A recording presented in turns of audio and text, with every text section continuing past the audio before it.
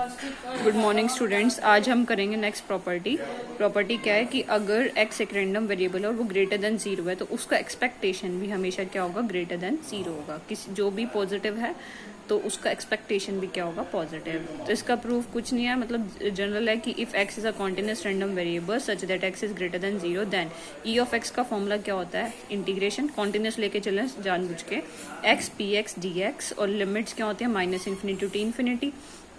फिर क्या लिखा है कि x इज ग्रेटर देन 0, तो जीरोस इस जैसे हम ब्रेक करते थे 12th क्लास में, लिमिट्स को ब्रेक डाउन करते थे ना, वही लिमिट यहाँ पे ब्रेक डाउन किया।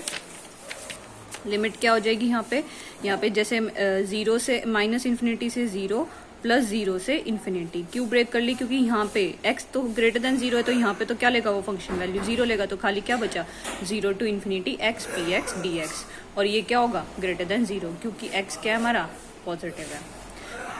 If x and y are two random variables such that y is greater than x, y is less than x, then उसका expectation भी less than होगा। Similarly यहाँ पे जैसे बोला x greater than 0 बोला ना, वैसे ही जैसे कि expectation बड़ी हो जाएगी, ऐसे ही यहाँ पे बोला कि अगर y less than x होगा then e of y किससे less than होगा, e of x से। तो यहीं पे लेके चला है y is less than x, तो y को x को इधर ले आए, देखो क्या किया, y is less than x, x इधर लिया है, y minus x is less than 0।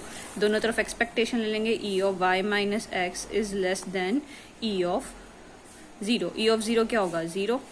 और मैंने बताया था कि एक्सपेक्टेशन का लीनियर कॉम्बिनेशन क्या होता है, ये ओपन हो जाता है अलग अलग पे, e of y minus e of x, e of x इधर चला जाएगा, टर्म आ जाएगी e of y is less than e of x। यही प्रूव करना था हमें। तो ये जनरल प्रॉपर्टीज है सिंपल सी। फिर क्या लिखा है प्रॉपर्टी 8 में कि mod of E x is always less than of E of mod x, की एक तो जो एक्सपेक्टेशन आए उसका फिर मोड लें, वो हमेशा कम होगा कब, पहले हम x का मोड लेके उसका एक्सपेक्टेशन निकालें। तो तुम्हें ये पता ही है कि x हमेशा किससे कम होता है, मॉड ऑफ x से, क्योंकि मॉड ऑफ x क्या करेगा, उसको पॉजिटिव बना देगा। अगर 2 लिखते हैं तो दोनों तरफ इक्वल हो जाएगा, क्योंकि 2 का मोड क्या होगा, 2 ही, और ये सिंपल 2 है। अगर x -2 हो जाए तो -2 और -2 का मोड क्या बन जाएगा, 2, -2 हमेशा कम होगा 2 से। तो ये टर्म तो तुम्हें पता है कि x किससे कम होता है, मॉड ऑफ x से। अभी जैसे ऊपर वाले टर्म में किया है कि अगर y लेस देन x है तो उसकी एक्सपेक्टेशन उससे कम होगी। तो सिमिलरली यहाँ पे क्या होगा कि अगर x, देखो मैं लिख के दिखाती हूँ, क्या बोला है कि अगर x लेस देन है किससे, मॉड ऑफ x से, तुम्हें पता ही है।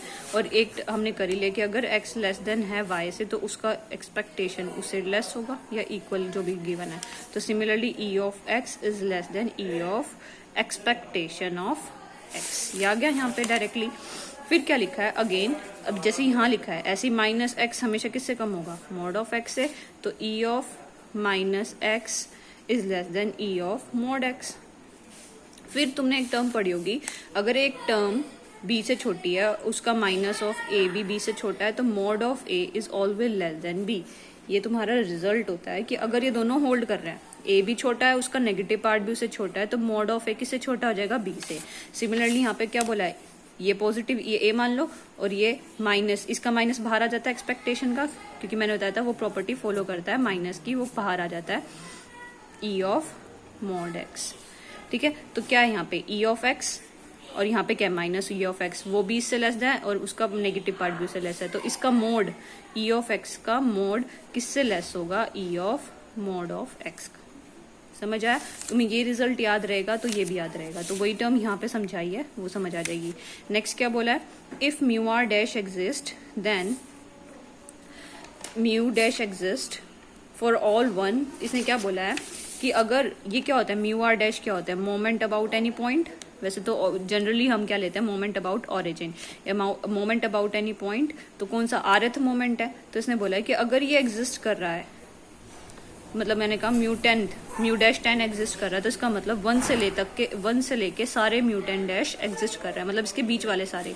तो इसने लिखा है म्यू आर डैश एग्जिस्ट कर रहा है, then mu S dash exist, सारे एग्जिस्ट कर रहे हैं, all mu dash x exist, S क्या है 1 से लेके आर तक के बीच में कोई टर्म। तो यही बोला मैंने, म्यू 10 डैश एग्जिस्ट कर रहा है तो उससे पहले तक के सारे मोमेंट्स एग्जिस्ट करने चाहिए, म्यू 8 म्यू 7 वो सारे एग्जिस्ट करेंगे। तो वही टर्म यहाँ लिखे, इसका प्रूफ करने की जरूरत नहीं है तुम्हें। नेक्स्ट क्या बोला है,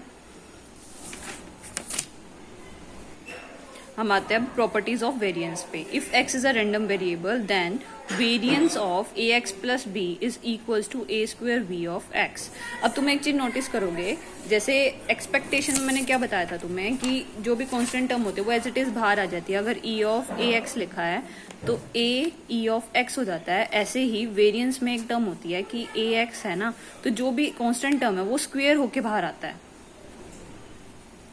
ठीक है, एक चीज तो ये याद रखनी है, जैसे जो भी कांस्टेंट टर्म है, अगर मैं वेरिएंस ऑफ 4x बोलूंगी तो तुम क्या लिखोगे, 4 बाहर आके 16 वेरिएंस ऑफ x बन जाएगा।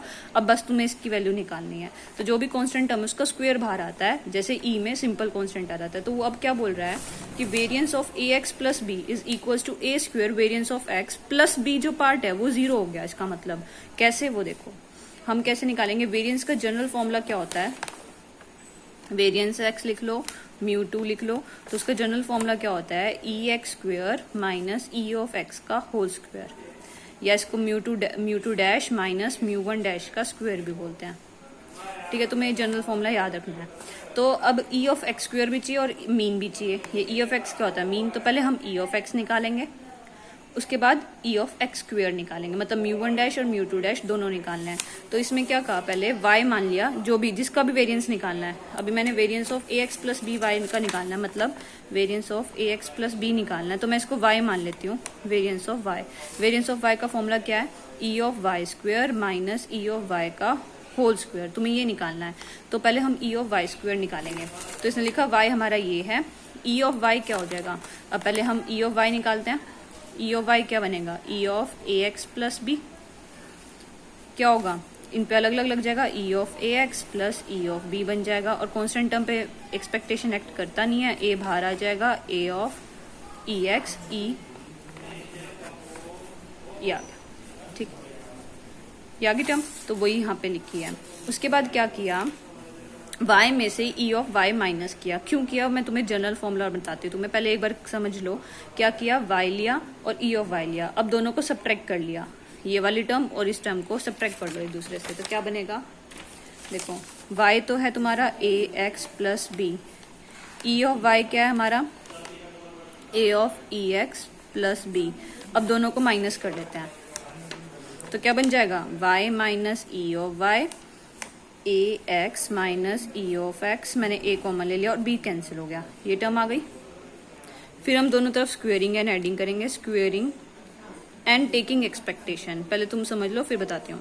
स्क्वेयरिंग एंड टेकिंग एक्सपेक्टेशन, पहले स्क्वेयरिंग कर देंगे तो ये बन जाएगा, और उसके बाद एक्सपेक्टेशन लेना है, e of y minus e y का स्क्वेयर, ये वाली टर्म हो गई, इज इक्वल्स टू, इसका पूरे का एक्सपेक्टेशन लेना है।